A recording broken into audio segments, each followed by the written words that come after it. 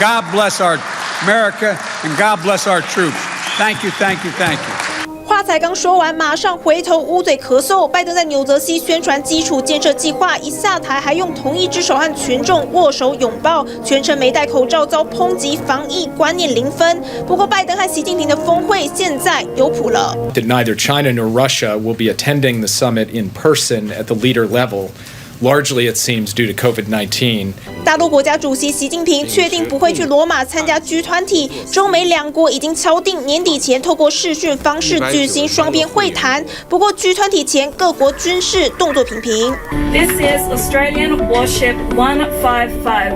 本当ありがとうございました。さよなら。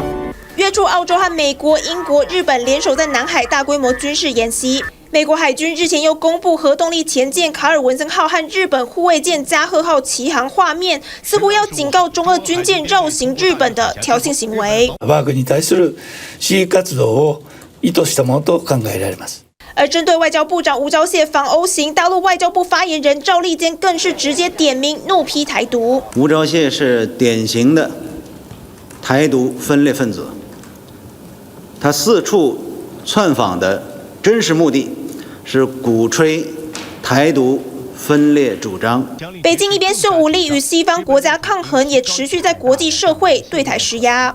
TVBS 新闻综合报道。想扩大国际视野，掌握趋势，请订阅专门报道国际新闻的 YouTube 频道 TVBS 国际 Plus， 记得要开启小铃铛哦。